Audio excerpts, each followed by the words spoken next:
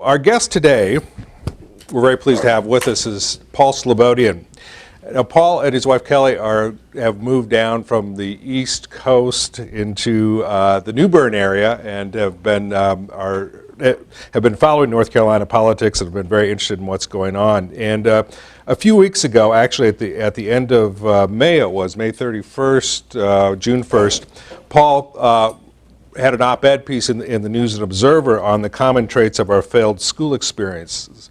And then a few days ago, he had another piece in the News and Observer called A Guide to Factions in Education Wars, which will be the subject of his talk today.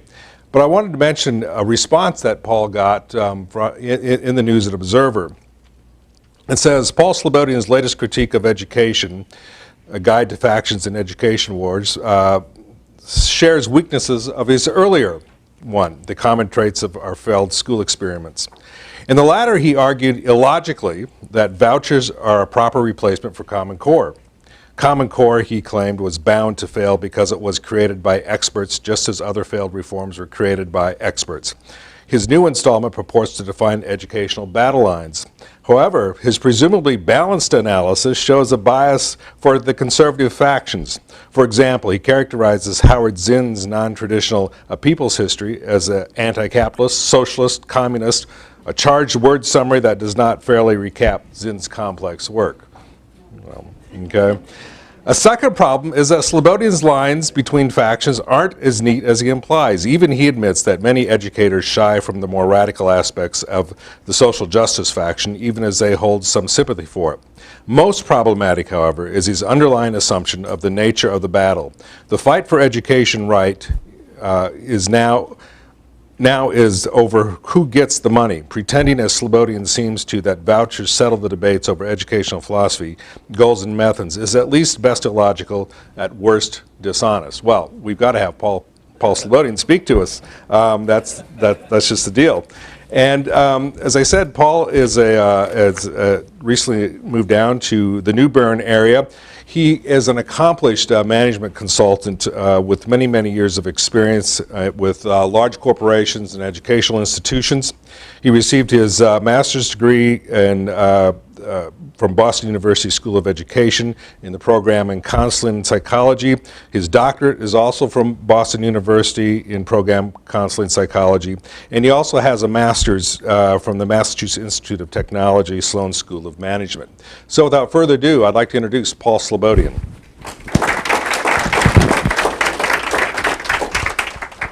Thank you, Marie.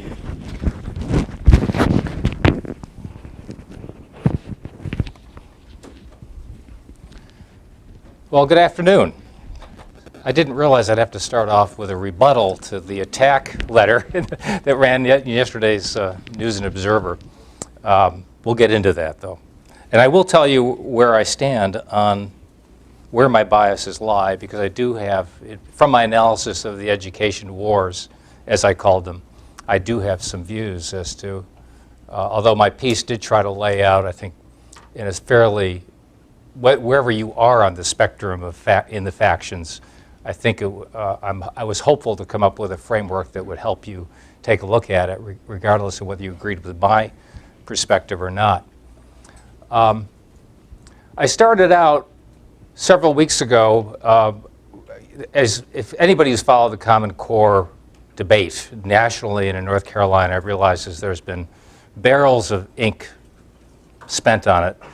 And I've read so much about it that my head would spin every time I read something. And I reflected upon my own professional and personal experience with educational reform efforts. And there was one piece that I hadn't seen written, and that was, what track record does educational reform have? And I was keenly aware of three particular initiatives. One was called New Math, and I know that because I was in 8th grade math when my teacher, Mr. Jones, at Staley Junior High School, had to teach us new math, which was based upon, the theory is called constructivism, but basically they decided it would be good for us to learn non-base 10 mathematics. So any baby boomers here might have been subjected to that. And most of us students And I'm also pretty sure our instructor, his head was spinning with the value of trying to get us to understand non-base 10 mathematics, when some of my fellow students didn't understand the basics of reading and arithmetic and multiplication. So that was a short-lived experiment. Generally, nobody agreed that that was a successful intervention. The second one that I focused on and wrote about in my first piece in the News and Observer was the whole language movement. And the third one was the self-esteem movement. And none of those turned out to be very useful. So that was, and we'll get into a little bit of that here. But let me first jump to my latest piece, which is the four factions, just to give you at least an initial introduction to how I define those. I define four factions, two on the progressive side and two on the conservative side. And let me add that there may be better frameworks for understanding the educational debates. And you know, if somebody's got a better one or thinks that there's a way to improve this, when we get into discussion and question and answer, please let me know. I define four factions. The conservative ones, the structuralists, you can introduce the term school choice. And their view is that it's the monopoly structure of our, mainly monopoly structure of our current school system that's the problem. And the more we have charter schools, homeschooling, it'll create constructive competition as parents and children choose the best venue for their. So this is more of an economic structure model. The traditionalists are better known as back to basics. Reading, writing, arithmetic, phonics, the teacher as instructor, focus on discipline and self-control in the classroom. So these are the two main conservative factions. The psychologist, I call it the psychologist, I'm not sure it's the best. It's probably the professional educators are mostly in this faction at our current schools of education across the country. And they focus, well, these folks focus on the content of education. What should kids learn? And they pretty much accept at face value that there's value in memorization of key facts, core knowledge, all that. These folks, my colleagues in psychology, going back into the 50s, focus on the process of education. And the big light bulb that went off for them, which has some value to it, is the whole child-centered movement. So you can define this group by what they're against. They're against anything where the teacher is a disciplinarian, tries to impart content. These folks focus on the process, which is they prefer to be child-centered, which is the notion, and it's really the core of that was a book called Summerhill by A.S. Neal. And it was in England and very influential. In fact, I got my first job out of college in 1972 by having read Summerhill. I was interviewed, and one of the questions was, what book have you read recently? And it was a very, it was a mental health unit that was very prestigious, and the psychiatrist who was the director was impressed that I'd read Summerhill. But Summerhill was based upon the idea that there should be no authority from the teachers or the instructors. So children should not be required to do math, reading, science, anything. They were left totally free. And only when they asked for help did a teacher provide assistance. And that's probably the most extreme notion of open education and child-centered education. But that really, to this day, that anti-drill methodology is probably the dominant one. And then on this side, this is more of an ideologically driven approach called anti-capitalist.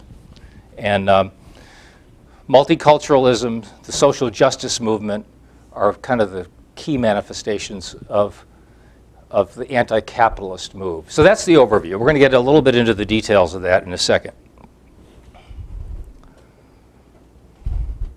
So here's what I just covered ahead of this slide. Structuralist, school choice, monopoly is the root cause. Traditionalists, back to basics, core knowledge. Some professional educators adhere to that, but they're in a minority in our schools of education, I would suspect. Our schools of education generally are in this domain, and they focus on the process of education versus the content, human potential movement, professional educators with a child-centered focus, and the anti-capitalists, really the hot domain now is advocates for social justice. In fact, many ed schools are establishing professorships in social justice and departments of social justice. And their view is that the purpose of education is to teach youngsters that they are victims and that their role will be to challenge the biased, unfair, racist, whatever, social order. And so let's talk a little bit about my first piece, which was the new math, whole language, and self-esteem movement. The whole this was a fiasco. Almost everybody agrees with this. In fact, when I wrote this article and I had some kickback from some critics of my piece, what was notable is nobody challenged. If you were going to argue with me on this, there would have been two good ways to do it. One is to say, no, I'm wrong, that I'm sort of exaggerating the nature of the failure of these experiments, and here's why. The other one would have been, well, you were right, these weren't good, but look at all these other good innovations that our educators have come up with. And so of 15 or 20 critical responses I had to this piece, no one chose that path, which made me more worried than when I started out that I may be onto something here.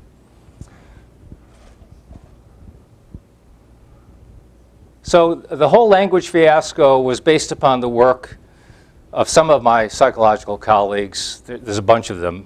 Jean Piaget, Bruno Bettelheim, Noam Chomsky, a linguist at MIT. And the idea was you shouldn't teach kids how to sound out words to teach them how to read. So you should throw all of that out and just let them read them stories. So Ravitch is an educational historian, talked about, throw out the idea of accurate spelling and punctuation. Just let children read whole texts. And it caught on like wildfire across the nation. And as Ravitch said, for a time it seemed that the whole language would sweep the entire reading field. And what I want to focus on, it really was adopted across the country in many places. But most notably, California adopted it. And that's what led to its downfall. What time frame? What year? 1990s. Late. 2000s or? Let's see, I don't have the exact dates of when it fell apart. I think it fell apart, I think it was the 2000 NEAP assessments that led to its unraveling. I don't have the exact time frame. I can get that to you, though. Okay. So NEAP, which NAEP, is the National Assessment of Educational Progress, and it's kind of viewed as the best assessment of progress. So after California adopted this, shock of all shocks, California dropped to 4th in the nation, and the whole thing fell apart. Time magazine, other major media picked up that this whole language thing was not working, and it was really because California had adopted this so aggressively.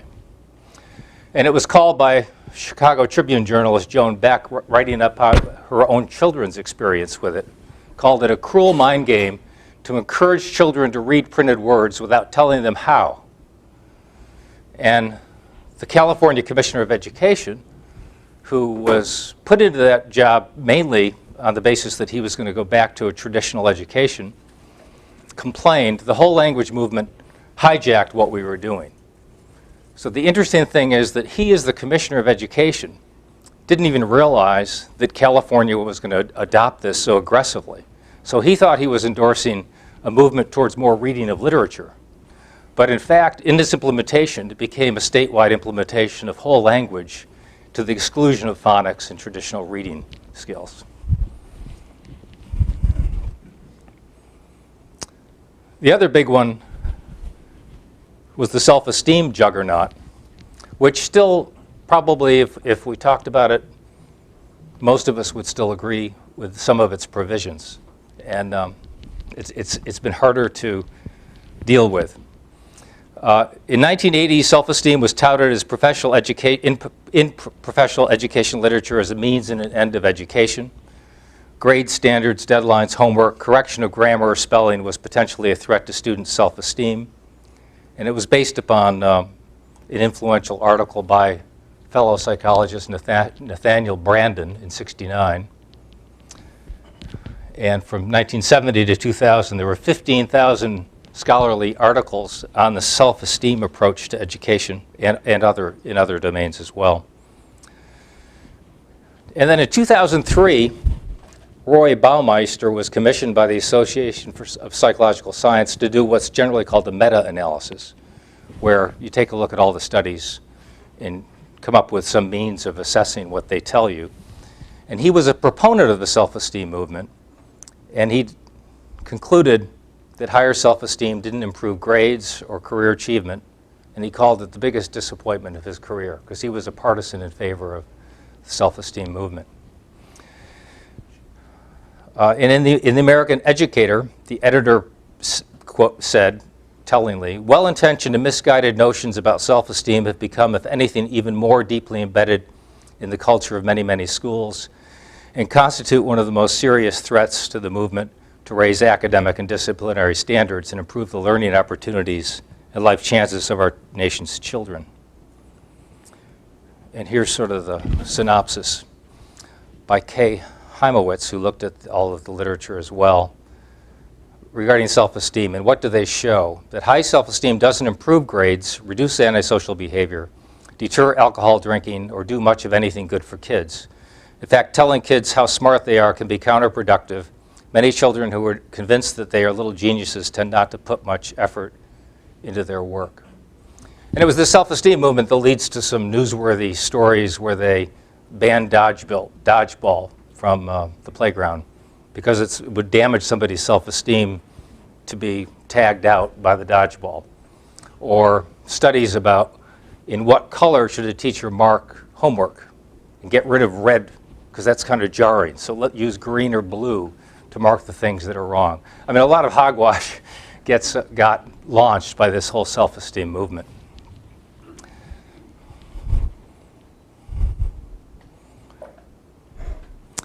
And new math, with my own personal experience, we'll just quickly go over the book, Why Johnny Can't Read. It ignored completely the fact that mathematics is a cumulative development and that it is practically impossible to learn the newer creations if one does not know the older ones, by Morris Klein. So here were three major initiatives. They failed rather miserably. And yet we were talking about Common Core as the new thing on the block. And so my perspective was a cautionary one, that let's be careful about this. And what I said in my original article was, I don't know if Common Core is going to be a good thing or a bad thing, but I do know the track record is so bad.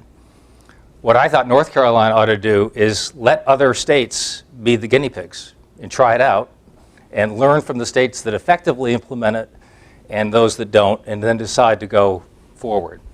We've chosen to move forward, in part based on some advice by the John Locke Foundation, which I'll get to, which I think probably is a good path, although I probably would have said let's just pass totally on it until we see how it works out.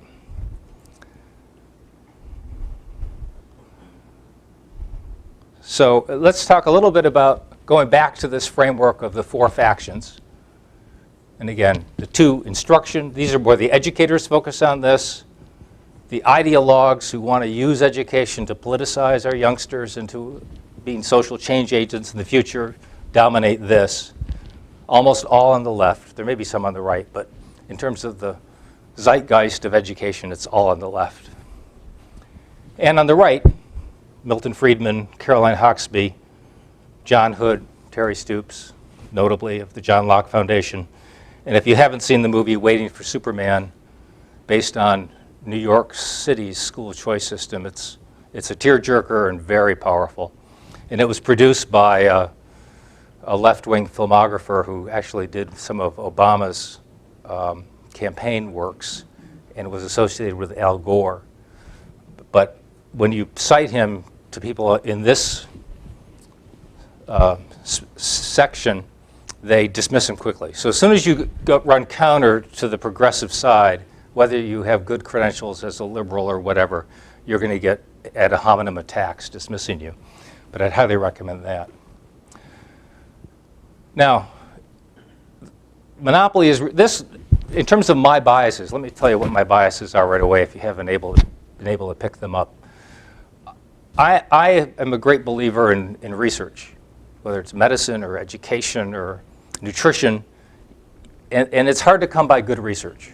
Much of what you read in the medical press and others is very questionable.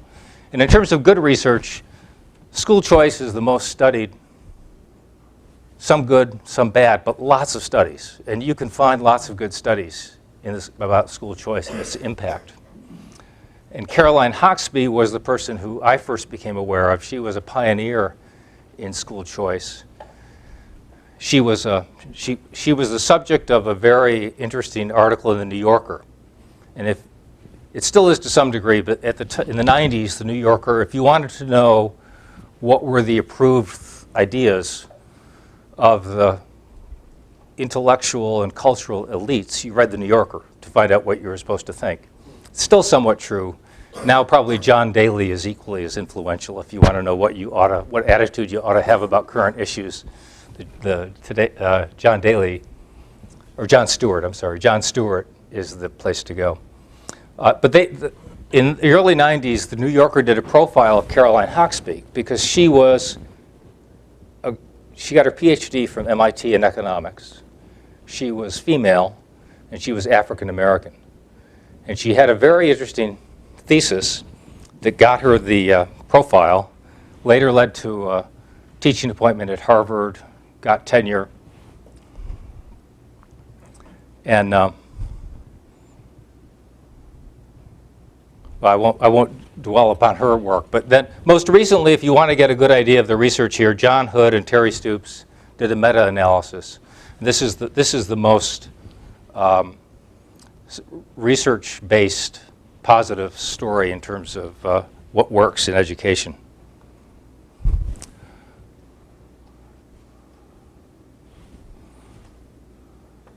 Now let's go to anti-capitalist ed. So again, here's an economics-based approach, here's an ideological approach, and these are the two instruction-based approaches. Let's go a little bit into the anti-capitalist approach. So here are some quotes from some key people in this field. The social changes required to bring about what we would call a good educational system to be, while eminently feasible, quite far-reaching. Schooling in capitalist America.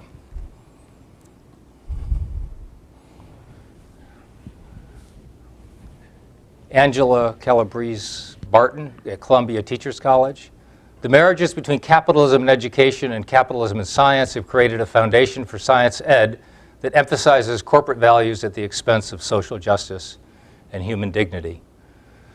Science pedagogy framed around social justice concerns can become a medium to transform individuals, schools, communities. So it's a transformative social vision, the environment and science itself, in ways that promote equity and social justice. Creating a science education that is transformative implies not only how science is a political activity, but also the ways in which students might see and use science in education in ways transformative of the institutional and interpersonal power structures that play a role in their lives. That sort of says their perspective in a nutshell. Bill Ayers, who you've probably heard of, ex-weather underground terrorist, later a professor at the University of Illinois at Chicago, retired. Quotes from him: "The only path to the final defeat of imperialism and the building of socialism is revolutionary war. Be aware of the social and moral universe we inhabit. Be a teacher capable of hope and struggle, outrage and action. A teacher teaching for social justice and liberation." Now, I'm choosing some of the most flagrant advocates of this to illustrate the point of view. And as I said in my piece that Corey quoted, most progressive educators would shy away from the most radical aspects of the social justice movement and the anti-capitalist movement, but probably have some degree of sympathy. So what I said in the article was, the support for this perspective is wide, but it's not very deep at all. It's rather thin.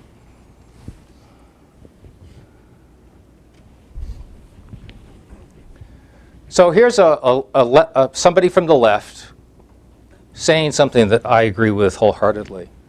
It's not an option for history teachers to teach social justice and social responsibility. It's a mandate.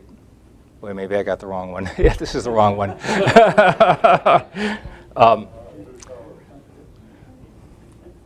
This is a supportive one. I've got a better one that I do agree with. I won't, in the interest of time, I'll skip that one. Give you a second to read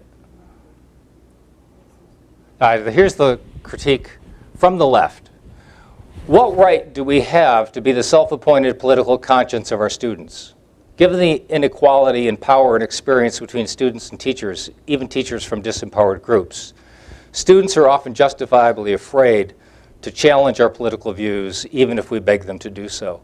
Making it the main object of teaching to open students' minds to left, feminist, anti-racist, and queer ideas, and stimulate them, nice euphemism that, to work for egalitarian change has been the fatal mistake of the liberatory pedagogy movement from Frere in the 1960s to today by Gerald Graff, radical teacher. That's, I think, politicizing education, using it for indoctrination, in particular K through 12, is akin to educational malpractice. This material has its place perhaps in electives in the high schools. In college, God knows they're going to get enough of that, but it's appropriate, and you supposedly are adult enough to be able to deal with that. But taking over the K through 12, K through 10 grades and using it for political indoctrination, I think, is something that's a serious issue. We've covered already most of this when I talked about my common traits of failed school experiments.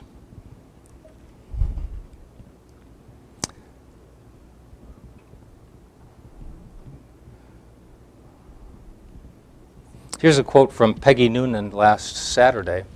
I raise this because I think she's right, but I want to expand on it. She writes a column for the Wall Street Journal. She was a Reagan speechwriter, writes very thoughtful pieces observing the culture and politics. More and more people who, public education being the spotty thing it is, are less held together than in the past by a unified patriotic theory of America, and consequently less keen on and protective of our political traditions. And things begin to fray very badly, even down the road to breaking points. The title is Out of Many, too, talking about the divisions in our society around political issues and educational issues, unfortunately. What I disagree with her on is that if you took a look at what Bill Ayers thinks, again, one of the more radical proponents of the anti-capitalist school of educational reform, that's exactly what they want to happen.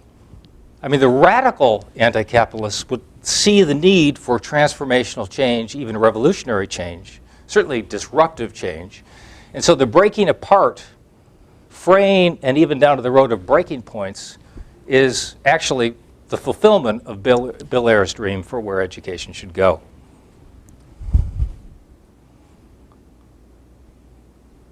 One of the criticisms I had when I weighed in on this is that it's part of the ad hominem attack.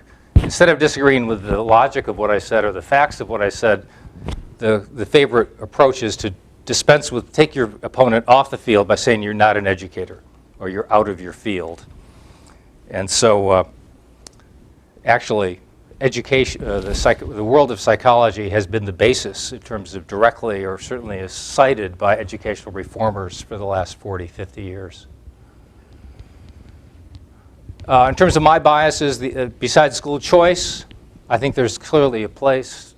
We've moved too far to the child-centered movement. I think there's good things in the child-centered movement, but I think in terms of disadvantaged socioeconomic groups and young kids need a good foundation. So E.D. Hirsch is the most prominent advocate of liberal traditionalism in education. And on the non-mathematics and reading side, and cultural literacy is the most important path to opportunity for the disadvantaged. And here's what Saul Stern, who's a traditionalist, who's in favor of Common Core, we'll get to Common Core in a second, E.D. Hirsch has exhaustively shown the scientific evidence about which classroom methods produce the best results for poor children point conclusively to the very methods that the critical pedagogy and social justice theorists denounce as oppressive and racist.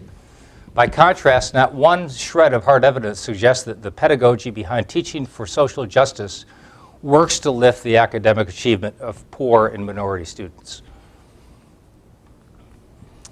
And it's a frivolous waste of precious school hours, grievously harmful to poor children in particular, who start out with a disadvantage. School is the only place where they're likely to obtain the academic knowledge that could make up for the educational deprivation they suffer in their homes.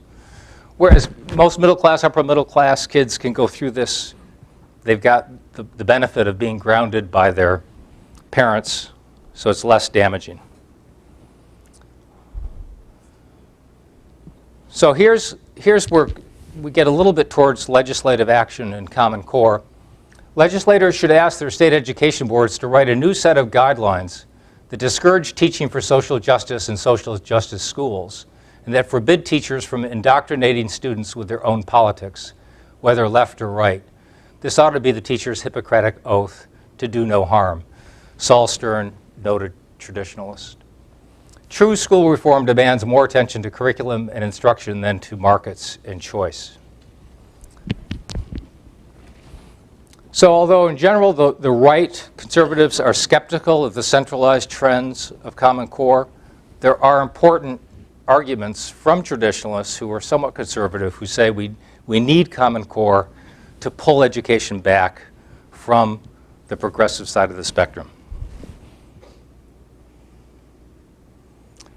So another element of the traditionalists: learn about the great deeds of significant men and women, study distant civilizations, and begin to understand chronology and the relation between causes and effects. Now, here's a letter. Antonio Villagrosa was a very sort of Bill de Blasio leftist who was mayor of LA for many years. He recently broke with the teachers' unions by saying that teacher tenure was a problem. I won't read you the letter. School choice, as I've already covered most of this, it's the most rigorously researched issue in education.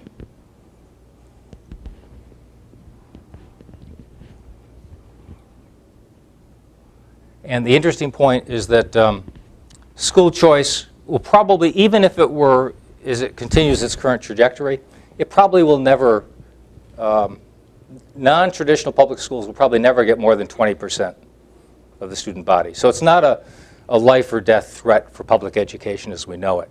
But what it does do, the research has shown, is that when school systems are faced with the prospect of students leaving and taking some or all of their tax dollars to other choices, it finally gets the message through and creates a movement towards improvement and reform to stop the hemorrhaging of students. So it really is, research shows, probably the best thing for public school, traditional public school education is to be faced with some degree of competition so they face the tough issues about how to get rid of the bad teachers, how to choose the right ones, how to get the curriculum right.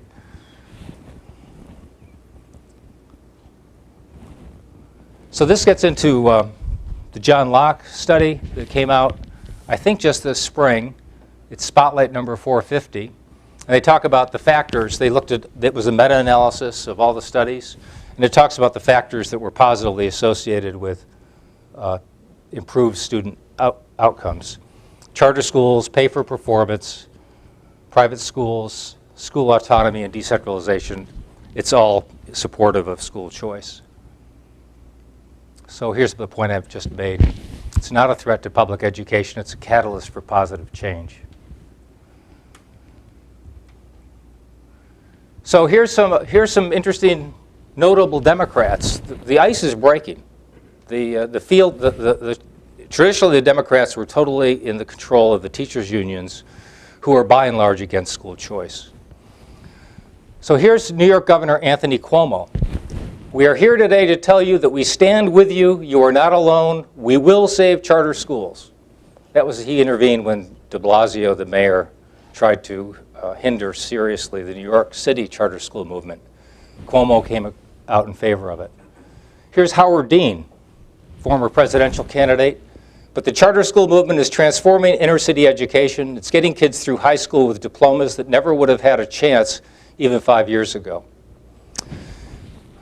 Senator Elizabeth Warren, perhaps the most left, avowedly socialist politician in America, with prospects or aspirations to become president. An all-school voucher system, an all-voucher system would be a shock to the educational system, she said in previous comments that resurfaced last week in the New Yorker. Quote, but the shakeout might just be what the system needs. I mean, it's shocking that Elizabeth Warren would say that. And finally, Cory Booker, African-American, former Newark, New Jersey mayor and current Senate candidate, said, in fact, the highest performing public school in all of Essex County, New Jersey, a county that has both pockets of poverty and great affluence, is a Newark charter school, and a student population that is nearly entirely minority and with a significant percentage near or below the poverty line. 21 governors, 49 mayors proclaimed School Choice Week in their state cities, including Governor O'Malley of Maryland, clearly a person of the left. So I've got a couple minutes before I wrap up and take some questions. So Common Core, is it an opportunity or a threat? Opposed by progressives mainly for fear of the testing component. And there's reason to be concerned about how do you properly test to assess teachers. Supported by conservatives as a tool for accountability, notably Saul Stern, who I've mentioned. But there's the opportunity of capture. So I view Common Core, if it's done nationally, as a huge tool for central control. And as a tool of central control, if it creates positive change, it's very powerful. But the risk is high that it will be captured by special interests and be harmful. So let's go to what John Locke Foundation has proposed. Common Core state standards are not a curriculum and do not specify content. Curricula includes specific course content. Arguably, the latter is just as important, perhaps even more so as the former. So Terry Stoop and John Hood argue that you got to get down to the content as well as just the standards. Standards are successful insofar as they are buttressed by a content-rich curriculum. In North Carolina, mandating content is nothing new. State law already prescribes teaching of content in certain grades and course areas. And they suggest that it be standing committees that review the progress and adjust course midstream.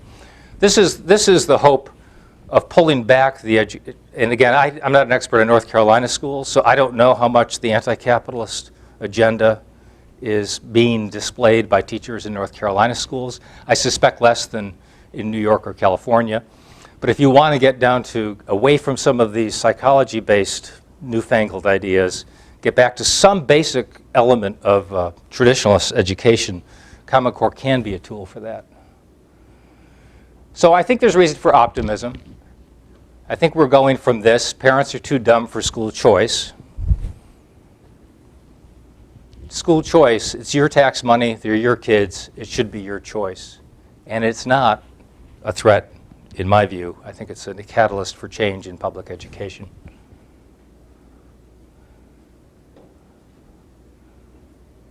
That's it.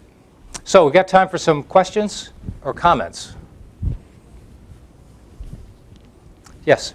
This term, social justice, Yeah. I think it's a misnomer because all justice having to do with human beings is social. So Right. it tells you that there's no distinction.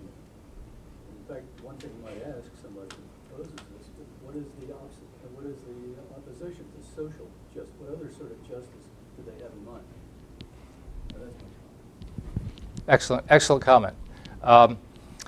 I think it's a clever nomenclature for their agenda, and to argue against their agenda somehow implies automatically that you're for injustice.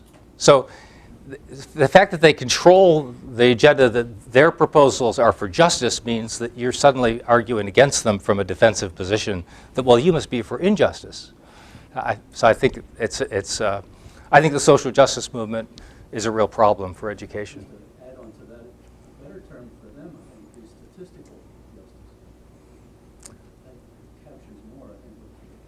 Well, the big focus and their biggest talking point is income distribution, and it's I mean the numbers are immense. But what they don't talk about, which I think is even more important and a valid subject, is income advancement. Of course, across income mobility is the term. So U.S. compared to the rest of the world in terms of income distribution, we're the worst. If you think wide dispersion, wide differences between the most wealthy and the least, we're the worst probably in the developed world. Where we're the best in the developed world is how many people in our society go from the poorest 20% up to the middle or even the top, and then go back down again. Our income mobility across one's lives is better than Europe, better than any place else in the world. And that's the best argument, I think, against the social justice curriculum about the ultimate unfairness. Nowhere else in the world can a young person come from an impoverished background and is likely to move at least to middle class and has very good chances to get up into the higher rungs of income distribution, especially if we can fix our inner city education, where they're hindered if they don't have the basic skills. Yeah. What kind of role do you see for homeschooling in the future education? Homeschooling has been a huge bright spot against these massive moves towards centralization and the progressive educators taking over education. It's been sort of our only safety valve. Now that we've got so much momentum with charter schools and school vouchers and public school choice in different fashions, I think homeschooling has been a hugely positive thing. And a whole industry has been created to help people who want to homeschool with curriculums that are developed and materials, school materials. I think homeschooling is growing and will continue to grow. Does that answer your question? Were you there for Skip Sam's talk last Thursday? I was, yes. One of the most interesting things I thought didn't come out in the talk, but I noticed in reading the handout, was that of 5,200 families that have applied for vouchers, 2,900 of them were black. Right. And I think that school choice is something that really calls and can really be powerful in the black community. Would be a way of generating the diversity that we'd really like to see in the conservative movement. Well, going back to the 60s, to your point, in the 60s when Bill Ayers, the radical anti-capitalist, started a school, and he used ostensibly the ideas of Summerhill, open child-centered education, and teaching the social justice stuff in its form back then. The biggest pushback he got was the inner city minority parents who wanted their kids to, they realized their kids were not learning the basics that they needed of how to read, how to write, mathematics. And so I think the inner city socioeconomic segments of the population, black, white, or other minority groups, it's a great opportunity for Republicans to talk about that and make sure they get the message across. Yes? I've got a question about scalability, because it seems like if you're at home with two kids, or if you're in a small Montessori environment, you can do totally child-centered. Right. But in kind of the public schools where we have, I don't know, 18 kids per class, Terry would know, wherever Terry is, it requires something different. Right. So I'd just like to hear your opinion on that. Well, I mean, I'm not a big advocate of that child-centered stuff for very early ages. As kids get older, I think the group exercises, some of those things can be used and be helpful. But I think the main victims of one of the attacks I had from my piece was that it's anti-teacher. Well, I personally think these failed experiments, the biggest victim is the teacher. The conscientious teacher who wants their kids to learn has to struggle with these new fads of education and is not in a position to argue with a new curriculum or a new approach if that's what the principal and the superintendent or the commissioner wants to do. So I think you can't use some of these new techniques effectively with large groups of students. I don't think they work very well with small groups of students if the kids don't have the basic knowledge they need. Yep. I'm very interested in the examples that you gave of Democrats on the conservative side. Right. And I really think of education as something that shouldn't be a partisan issue. Right. Because there really are people across the political spectrum on all sides. But how do you move that and get that unity around going back to traditionalism and accepting structural reforms, which there is broad, I mean, the most moving thing I've ever been to was at Parents for Educational Freedom National School Choice Rally a couple years ago, minority parents who were screaming for opportunities for their kids. Right. How do we make that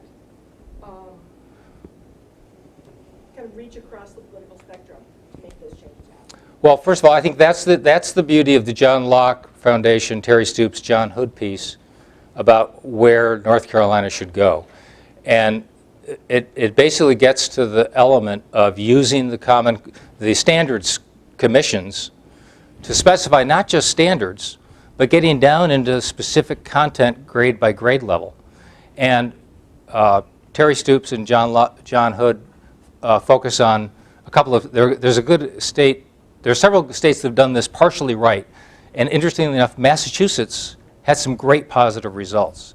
So I think being decoupled from the potential madness of a nationwide rollout of Common Core, having control of it state by state in North Carolina, and then having commissions that don't just focus on standards but really get into the content will be the way to do that. And I just wanted to make the comment, Edie Hirsch, who is the traditionalist, Right. is a liberal Democrat. Right, exactly. Yep. And so it's not, his views are the traditional curriculum is how you raise kids out of poverty and help those poor minority kids. Right. Absolutely. Excellent point. Yep.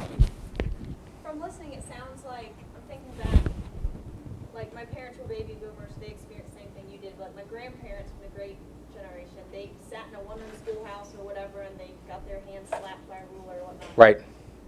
Has there been a big change generationally that we see that students from, say, the World War II era just had more knowledge in certain areas, were able to do certain careers differently than, say, the baby boomers than, say, my generation?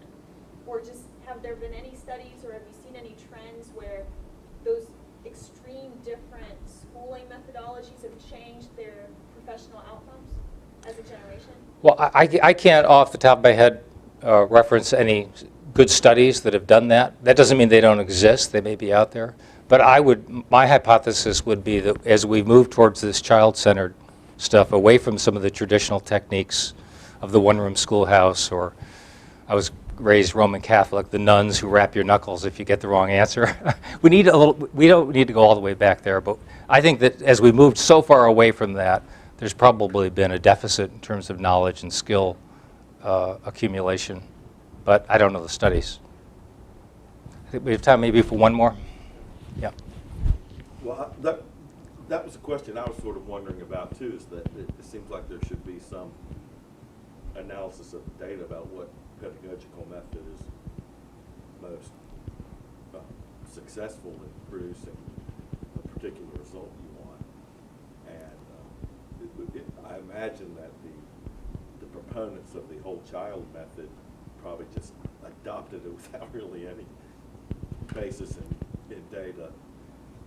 It might have been okay to do it on a testing, like a pilot test sort of basis, but to just implement it completely across the board seems kind of questionable.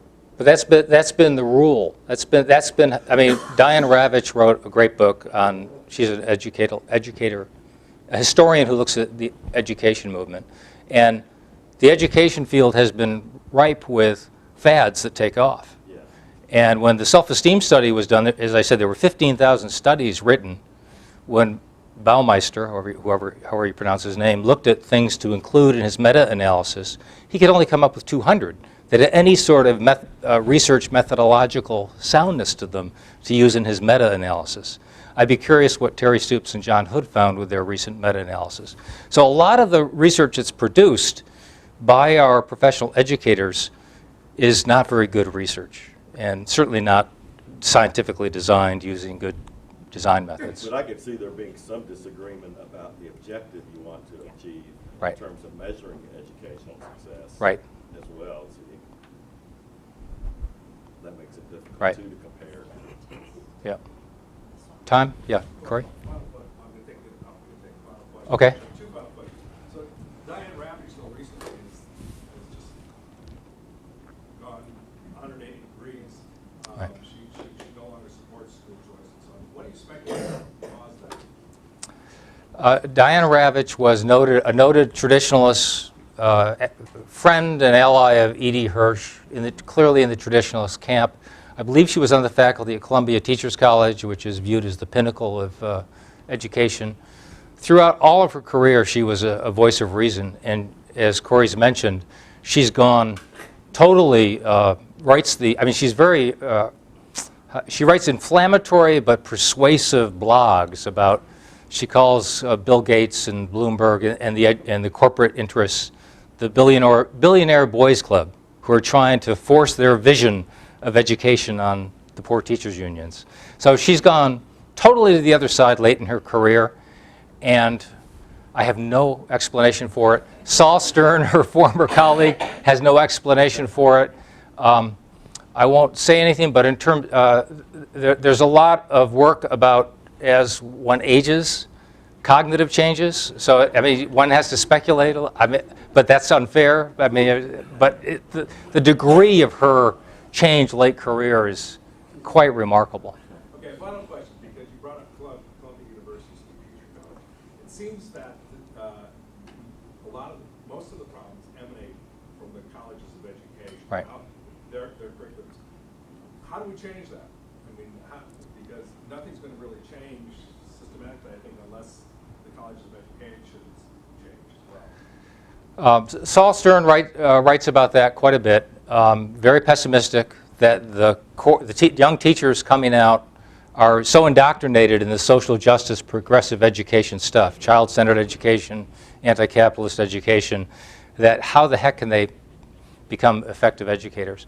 I'm a little more optimistic about it. I think that a lot of students sit through that stuff. It affects them, but when they get into the real world in terms of teaching or their own career, whatever it might be, and when they're provided with curriculum and content that works, when they see students thrive, being exposed to a little more discipline and thoughtful content in the early years, I think they'll be great implementers of it. So I'm less pessimistic.